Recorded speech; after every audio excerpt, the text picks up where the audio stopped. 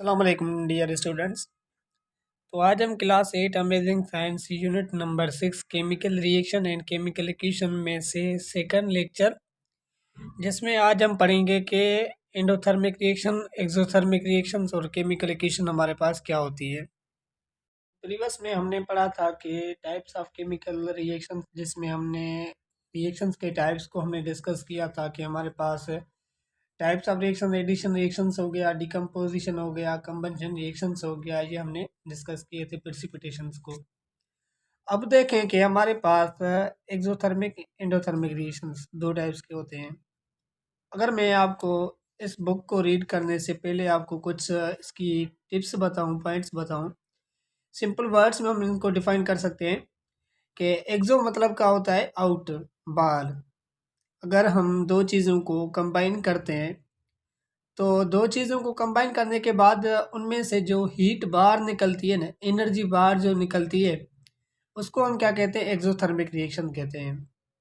मतलब कि अगर हम क्या करें कि हमारे पास कोई भी, हमारे पास ए एटम है, प्लस में हमारे पास बी हमारे पास एटम है, इन दोनों को हमने कंबाइन किया तो हमारे पास सी बना। प्लस में यहाँ पे हमारे पास क्या मिल रही है कि हमारे पास हीट या हमारे पास कोई भी एनर्जी जो हमारे पास यहाँ पे मिल रही है, हीट बाहर निकल रही है। तो इसका मतलब कि ये हमारे पास क्या है कि एक्सोथर्मिक रिएक्शन से। एंडोथर्मिक रिएक्शन कौन सा होता है कि फॉर एग्जांपल हमारे पास कोई भी, हमारे पास क्या है कि मॉलिक्यूल है, जैसे हमारे पास क्या है कि ए और हमारे पास बी मॉलिक्यूल है। इन दोनों को हम क्या करते हैं कि ब्रेक डाउन करवाते हैं। तो ब्रेक डाउन करवाने के बाद हमारे पास क्या होगा कि इनको कुछ एनर्जी देनी पड़ेगी, फिर हमारे पास ये क्या होंगे कि ब्रेक डाउन होंगे, अदरवाइज ये ब्रेक डाउन नहीं होंगे। तो इनको जब आप हीट देंगे, जो एनर्जी देंगे ब्रेक डाउन करने के लिए, तो प्लस में यहाँ पे हम क्या लिखते हैं, डेल्टा एच हम लिखते हैं, मतलब कि हमारे पास हीट। इनको ब्रेक डाउन करने के लिए हमारे पास ए प्लस में हमारे पास क्या होगा कि बी हमारे पास दो हिस्सों में ब्रेक डाउन हो जाएगा। तो जो एनर्जी आप देंगे वो हमारे पास एंडोथर्मिक रिएक्शन, जिन रिएक्शन में एनर्जी बाहर निकले वो हमारे पास एक्सोथर्मिक रिएक्शन। ये हमारे पास एग्जाम्पल्स होते हैं। अगर आप केमिकल रिएक्शंस के हिसाब से समझें तो जब आप हाइड्रोजन हाइड्रोजन को कंबाइन करेंगे तो उनमें से हीट बाहर निकलती है। यहाँ जब आप किसी भी वाटर में साल्ट वगैरह ऐड करते हैं, पहले आप क्या करेंगे, उस वाटर का टेम्परेचर मेजरमेंट्स करें। टेम्परेचर मेजरमेंट करने के बाद उसमें आप कुछ और चीज़ ऐड कर दें, तो उस जो हमारे पास वाटर है ना, उसका टेम्परेचर इंक्रीज हो जाएगा। इसका मतलब कि उसमें से हीट बाहर प्रोड्यूस हुई, तो वो हमारे पास एक्सोथर्मिक रिएक्शंस होते हैं। आइए देखते हैं यहाँ पे हमारे पास क्या है कि a reaction which gives out heat is called exothermic reactions। ऐसे रिएक्शन जिसमें हीट बाहर निकले वो हमारे पास क्या होते हैं कि एक्सोथर्मिक रिएक्शंस होते हैं। The reaction between iron and sulphur is exothermic reaction. जब आप किसी भी क्या करते हैं कि एक हमारे पास होता है आयरन, जिसका हमारे पास सिंबल होता है हमारे पास एफ ई। यहाँ पे मैं लिखता हूँ कि हमारे पास ये क्या है कि हमारे पास एफ ई प्लस में हमारे पास सल्फर है। इन दोनों को आप जैसे ही कंबाइन करेंगे तो हमारे पास क्या बनेगा कि हमारे पास Fe2 हमारे पास सल्फर बन जाएगा।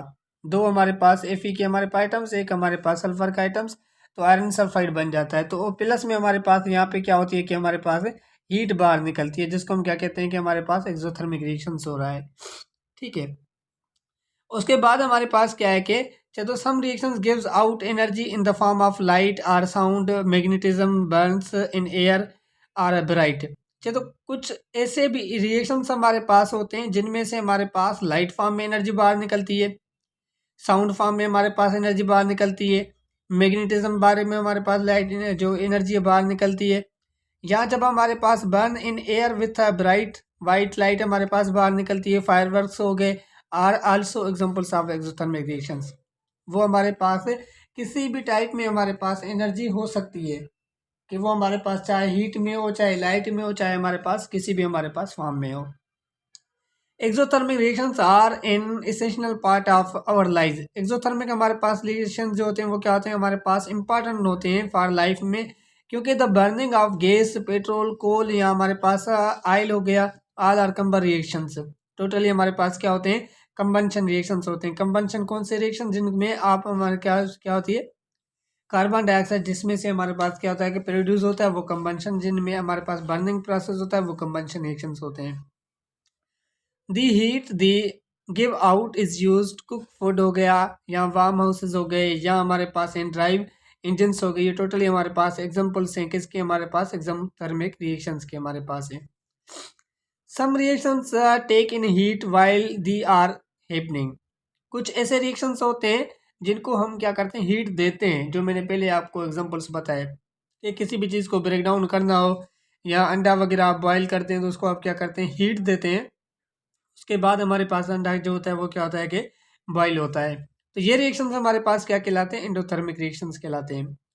The reactions which take place when you are fry an egg are endothermic reactions. Photosynthesis also examples of an endothermic reactions. Photosynthesis को हमने exothermic reactions क्यों कहा है, क्योंकि उसको लाइट चाहिए। लाइट मतलब कि वो हमारे पास क्या होते हैं, एनर्जी का टाइप है। अब लाइट क्यों चाहिए उसको, क्योंकि आप देखें कि हमारे पास एटमॉस्फेयर में से कार्बन डाइऑक्साइड प्लस में हमारे पास क्या होता है कि सॉइल में से हमारे पास प्लांट्स को क्या मिलता है कि वाटर मिलता है जो हम देते हैं। अब यहाँ से कार्बन डाइऑक्साइड ब्रेक डाउन होगा, वाटर हमारे पास ब्रेक डाउन होगा, तो ये दोनों एक दूसरे में कंबाइन होंगे क्योंकि अभी तो स्टेबल फॉर्म में है। कार्बन डाइऑक्साइड भी स्टेबल फॉर्म में, H2O भी स्टेबल फॉर्म में। इन दोनों को कंबाइन करने के लिए हम क्या करेंगे, कुछ एनर्जी देंगे। वो एनर्जी हमारे पास फोटोसिंथेसिस में मिलती है। कौन से फॉर्म में हमारे पास इसमें जो एनर्जी मिलती है वो हमारे पास लाइट फॉर्म में इसको एनर्जी मिलती है। जो एनर्जी इसको यूज़ करते हैं हम इसका फूड बनाने के लिए, प्लांट्स जो यूज़ एनर्जी करते हैं फूड बनाने के लिए, जो हमारे पास ग्लूकोज बनता है, ये कंबाइन हो गए तो हमारे पास क्या बनता है, C6H12O6 हमारे पास ग्लूकोज बन जाता है। फिर हम यहाँ पे क्या करते हैं कि हमारे पास 6 कार्बन डाइऑक्साइड के एटम्स लेते हैं। ऐसे ही हमारे पास वाटर के मालिक्यूल्स यहाँ पे हम क्या लेंगे कि हमारे पास 6 लेंगे, तो हमारे पास ये क्या हो जाता है कि रिएक्शंस हो जाता है। तो हमारे पास 2 हमारे पास ये बन जाता है, ग्लूकोज के मॉलिक्यूल बन जाते हैं। ये हमारे पास होते हैं एंडोथर्मिक रिएक्शन और एक्सोथर्मिक रिएक्शंस। तो ये लेक्चर हम इसको यहाँ पेंट करते हैं। इंशाल्लाह नेक्स्ट लेक्चर में मिलते हैं जिसमें हम पढ़ेंगे केमिकल इक्वेशंस को, कि केमिकल इक्वेशन हमारे पास क्या होती है। अगर इसमें कोई क्वेश्चन वगैरह है या कोई कन्फ्यूज़न वगैरह है तो आप कमेंट में पूछ सकते हैं, इंशाल्लाह हम आपको प्रोवाइड करेंगे। अगर नोट्स चाहिए तो वो भी आपको मिल जाएंगे।